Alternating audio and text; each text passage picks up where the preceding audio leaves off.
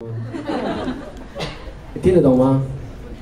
听不懂啊，没关系，你去到我原来是来台湾20多年，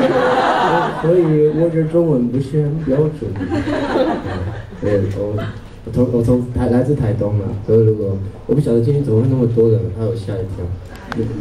真的是因为我露大腿的关系。对，穿短裙的，然后这套衣服就是大家如果看过观音阿公穿的那一套传统的话，就是我们南边的阿美族，印象中大家都看过北边的吧，就是穿红色衣服的，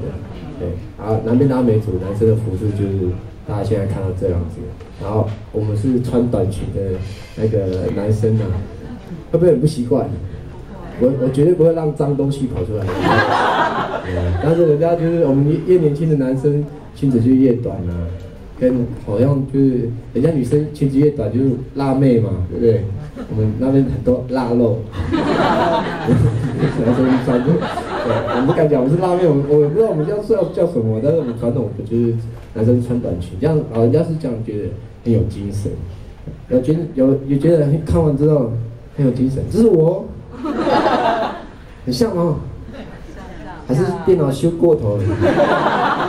腿毛都没有了。就是我来自台东阿美族哦，这是阿美族的衣服，不要乱讲哦，这样，就是到时候讲出布农族一样。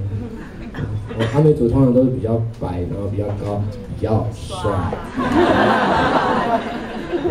后面是我自己加的啦。好的，那今天带来的歌谣也都是我自己用阿美族语来创作的，然后还有一个属于是让大家安静一下，我想说大家先习惯听一下我们的口气。这首歌叫《铃铛》，我献给各位的。